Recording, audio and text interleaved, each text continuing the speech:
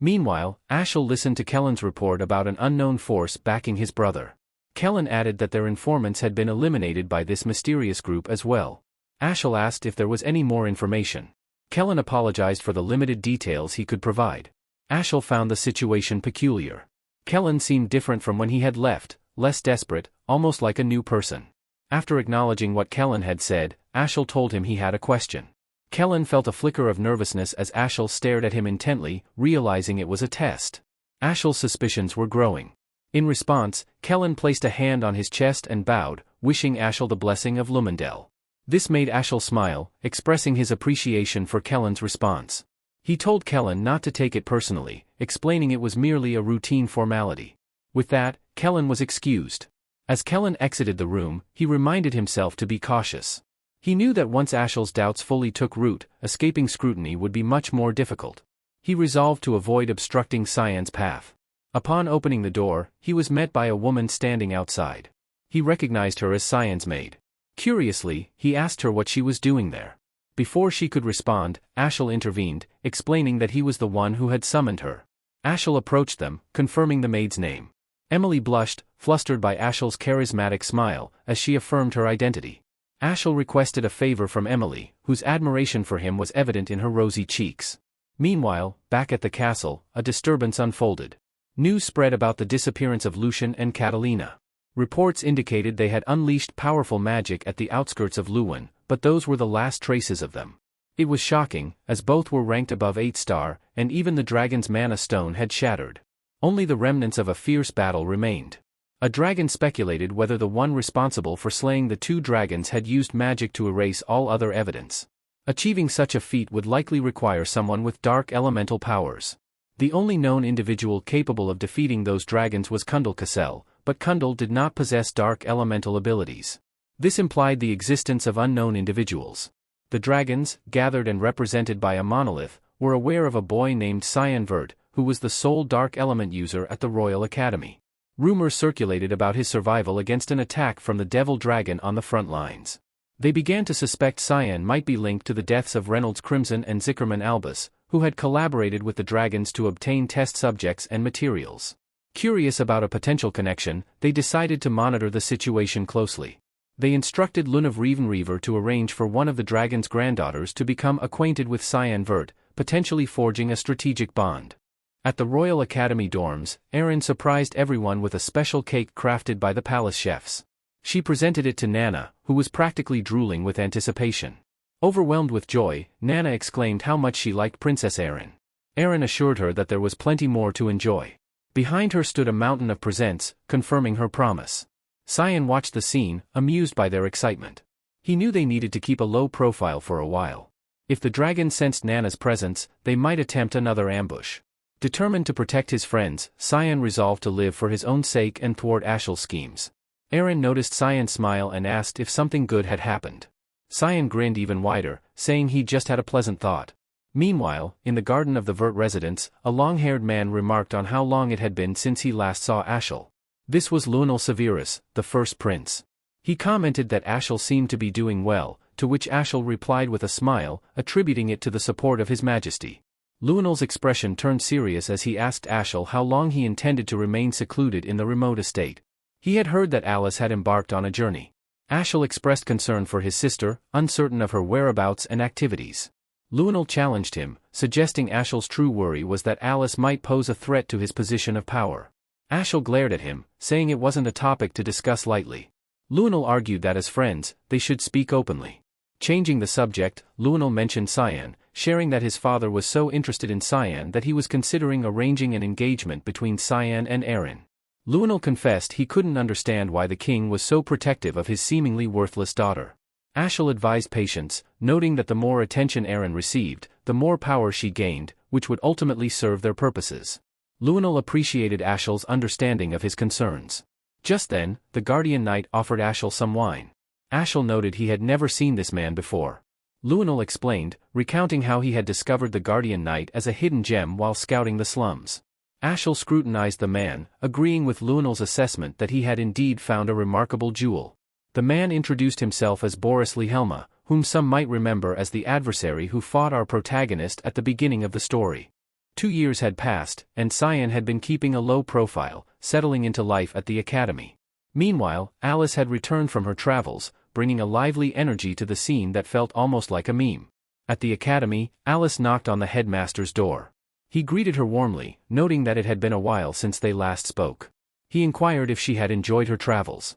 Alice responded affirmatively, sharing that she had visited Fruina. The headmaster was taken aback, knowing Fruina was not a place where humans were typically welcomed. Alice agreed and recounted that it had taken her a year to adjust, but she was determined to discover the meaning of harmony that the headmaster had once mentioned. She explained that, as he had warned, the place initially held her back from growing, prompting her to consider where she truly belonged. The headmaster sensed Alice had reached a decision. She declared her intention to join the Knights of Light, continuing the legacy of her family. She felt someone needed to uphold their duty and expressed concern for her younger siblings, particularly Cyan, whom she described as a shy kid. This remark made the headmaster burst into laughter. Alice was puzzled by his reaction, as he couldn't imagine Cyan being shy. Just then, Cyan entered the room, teasing the headmaster for being harsh. Alice was startled to see Cyan, unsure if the person before her was indeed her brother. Cyan smiled warmly, expressing how much he had missed her. Together with Brian, they strolled around the academy's grounds. Alice commented on how much Cyan had changed. He was now as tall as she was and would soon surpass her in height. Cyan playfully suggested that maybe she had shrunk, prompting Alice to pinch his cheek to make him stop. On the 2nd of July, in the year 988, Cyan remembered that day from his past life as well. It was the last day he had seen his sister alive. Alice asked if he planned to go home for the summer break. Cyan replied that aside from Alice, no one would truly welcome him there. Alice questioned if that was why Cyan had stayed away for 2 years. In truth, there were several reasons. Ashel's presence, the Duke's wife's attempts to kill him, and their father's indifference made returning home a perilous option. Cyan had no intention of going back until he graduated. Alice inquired if Cyan was friends with Krantz. Cyan's expression darkened as he reminded Alice how Krantz had mistreated him, even attempting to kill him once. Hearing this made Alice turn pale. Brian chimed in, confirming the story as a witness. Alice, curious, asked who he was. Cyan introduced him as his guardian knight, Brian Kendrick. Alice had been wondering why the man was following them earlier, which embarrassed Brian. They shared the full story with Alice, who felt saddened by how oblivious she had been to the situation. Cyan reassured her, explaining that the true culprits were the Duke's wife and Krantz, not her. Alice's anger flared up. Cyan called out to her gently. Alice asked if Cyan had spoken to anyone else about it. Cyan shrugged, saying there was no point in dwelling on the past. He added that Krantz showed no signs of remorse for his actions. Overcome with emotion, Alice pulled Cyan into a hug, tears streaming down her face. She urged him not to keep his feelings bottled up and to rely on her. She promised to protect him from now on. Brian was moved by the scene. Alice released the hug, expressing her desire to stay longer but mentioning she had somewhere to go. She told Cyan to take care of himself while she was away. Brian sensed something unusual. When Alice hugged him, he became flustered. She instructed him to take good care of Cyan. Meanwhile, Cyan was glaring daggers at Brian, who internally protested that he hadn't done anything wrong. As the sun began to set, Cyan waved goodbye to Alice. It had been some time since he'd last seen her truly angry. Memories flashed back to when Cyan, as a child, struggled to defend himself against Krantz at the Duke's estate. Young Cyan had fallen, unable to fend off Krantz's wooden sword. Krantz mocked him, calling him an orphan brat. Cyan pleaded for him to stop, conceding defeat, but Krantz continued to strike him. The torment only ceased when Alice intervened, demanding to know what Krantz thought he was doing. Her fury was palpable, and she insisted that Krantz apologize immediately. Cyan had only seen Alice that angry once before in his past life. Seeing that expression again meant trouble was brewing in the Duke's household. Cyan thought Alice needed to learn the truth about her family so he could shield her from the grim future ahead. Suddenly, a letter arrived for Cyan. He asked Brian where it came from, and Brian explained that one letter was from the academy and the other from a janitor. Cyan picked up the black envelope, while Brian, noting the imperial seal on the red envelope, wondered if it might be from the palace. Curious, Karam inquired about its contents. Cyan explained that the palace held a banquet around this time of year. The black envelope contained an assassination order, a task to eliminate Drinian Nephiles. This mission was significant, as Drinian was the Empress's younger brother, making his assassination a scandalous event at the palace banquet. Karam asked if Cyan intended to go. Cyan confirmed, noting he had other business to attend to there. In his past life, someone else had been assigned this mission, but now it fell to him. He mused that the hallmaster might favor him, though he found it more of a nuisance. Karam examined the envelope, teasing Cyan about receiving a love letter from Princess Erin. Cyan didn't react to Karam's teasing, opting instead to use the demonic sword restriction, forcing Karam face down on the ground. He instructed them to prepare for the palace event. Just then, Nana appeared, complaining of hunger. Seeing her, Brian panicked. Cyan asked what was wrong, but was left speechless. Nana had grown remarkably in 2 years, from an adorable baby dragon to an imposing figure. Meanwhile, at the Duke's estate, Alice stormed in, swinging open doors with force. The servants were startled by her sudden arrival. The butler asked if she had returned. Furious, Alice was about to inquire about her mother but corrected herself, asking for the Duchess instead. Finding the Duchess in the drawing room, Alice barged in. The Duchess, caught off guard, tried to greet her warmly and inquire about her travels, but Alice silenced her with a resounding slap. It was a blow as sharp as her anger, leaving the Duchess stunned. The slap Alice delivered resonated through the mansion, prompting the head butler to rush in and grab Alice's attention. He barked orders at the guards, demanding to know why they hadn't acted. Margaret lay on the floor, her expression one of shock and disbelief. "Alice, have you lost your senses?" Margaret exclaimed, her voice a mix of anger and disbelief. Alice, her face a mask of determination, replied, "No, Duchess Margaret. You're the one who's lost your senses, plotting to kill Cyan." Margaret struggled to understand how Alice had learned of her schemes and tried to maintain her innocence. "Do you have any proof?" she asked, attempting to sound incredulous. Alice smirked. "Your reaction is proof enough. Asking for evidence only confirms your guilt."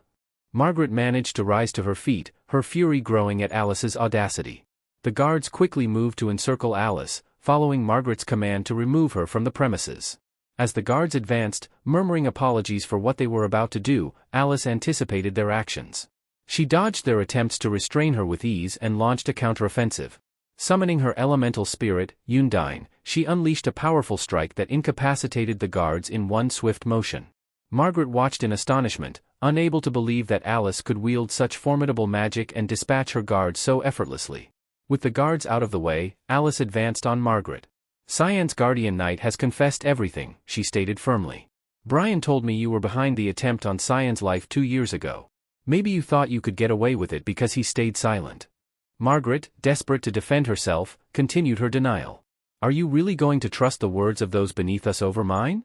"Enough, Margaret Urzeth," Alice snapped, her voice filled with conviction. "I'm telling Father everything." Her eyes burned with determination as she warned, "You're finished." Leaving the guards groaning on the ground, Alice walked away, her threat hanging in the air. Margaret was left momentarily speechless before she sneered, "Alice is such a naive fool. She still doesn't see the whole picture." With a malicious grin, she mused that Duke Villiard only truly cared about his eldest son. Later that day, the Duke admitted to Alice that he was aware of Margaret's plot against Cyan. "And if I did know, what of it?" he asked, his indifference leaving Alice stunned. She couldn't fathom how her father could be so dismissive, even when his own child was nearly killed. "I won't make excuses," the Duke said plainly. "I thought everything would be fine as long as Cyan survived."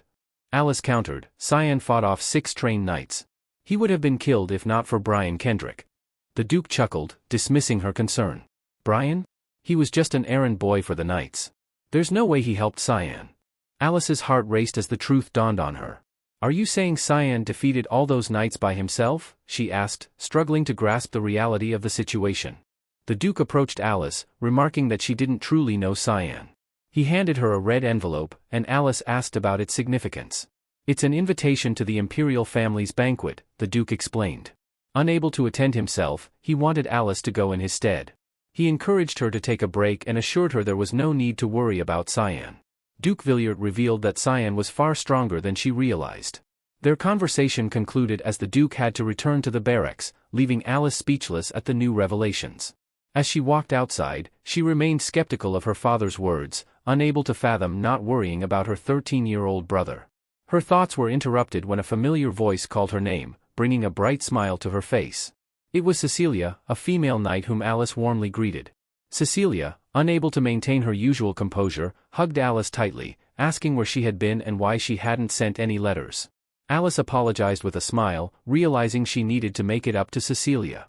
Cecilia Rhine, one of the high-ranking members of the Knights of Light, was not just a knight but Alice's exclusive maid, teacher, and friend. Knowing she owed Cecilia, Alice suggested a change of scenery. When Cecilia asked what she meant, Alice revealed the banquet invitation with a grin, suggesting they go to the Imperial Palace together. Meanwhile, in another setting, a carriage rolled through the countryside, with Nana's face pressed against the window, filled with amazement. The little dragon human had grown significantly and now wore a maid outfit. She was thrilled at the sight of a deer outside. Cyan, maintaining a calm demeanor, reminded Nana to tuck away her tail. Nana quickly obeyed her father's command and focused, causing her wings and tail to disappear within seconds. Cyan marveled at Nana's ability to conceal her draconic features, making it feel safer to travel outside.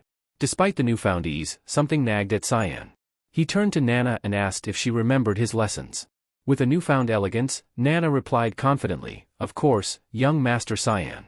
I am, after all, the young master's maid, Nana." Even so, Cyan felt a twinge of worry. He couldn't shake the feeling that Nana's excitement about the trip might lead to trouble. His thoughts were interrupted by a commotion outside the carriage. He asked Brian what was happening, and Brian reported that bandits were blocking their path. A bandit grinned and demanded Brian hand over their valuables. Instead of panicking, Cyan remained calm and instructed, "No big deal, just take care of them." Nana, sensing the tension, asked her father about the noise outside. Cyan reassured her, saying, "It's nothing, just some pesky insects."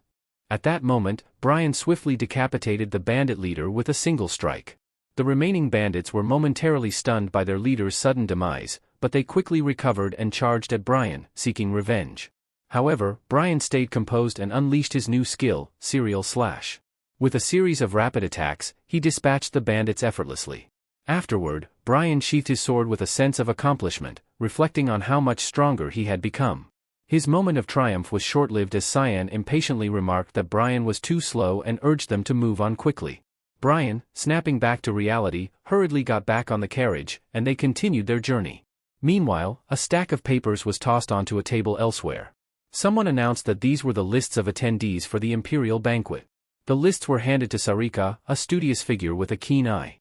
Her assistant noted that the banquet would host more people than usual this year and suggested postponing their plans. However, Sarika insisted that the operation must proceed now. The discussion centered around the assassination of Drainian Nephilis. Sarika's assistant questioned her urgency in pushing the mission forward. Sarika explained with disdain that Drainian Nephilis was a vile man, a rapist who used his powers to prey on married women. She emphasized that he needed to be eliminated swiftly. As she examined a picture of the target, Sarika revealed with distaste that Drainian was her fiancé. Another name on the list caught Sarika's attention. She was surprised to see this person attending the banquet, a rare genius with elemental stats all at 20%. Despite her frail health, which limited her attendance at many lessons, she was the granddaughter of the Garam Mage Association's head, Lunav Rainreaver. Sarika's unease grew as she contemplated Lunav Rainreaver's unexpected appearance at the banquet. The young woman had remained largely out of the public eye, and Sarika couldn't understand why she would attend now. Her assistant explained that the president of the Garam Mage Association had personally instructed Lunav to be there. Sarika's suspicion deepened. Something about this banquet didn't sit right with her, and she sensed that the event was shrouded in hidden agendas. Several hours later, the bustling streets of the Imperial City came into view as Cyan and his party arrived. Brian observed the expansive roads with interest. Nana, however, was absorbed in her surroundings and accidentally collided with a passerby. The man, visibly irritated, snapped at her to watch where she was going. Nana, with her characteristic charm, apologized profusely and offered to make amends. The man's irritation quickly melted away, replaced by a warm smile. He assured Nana that it was no trouble at all.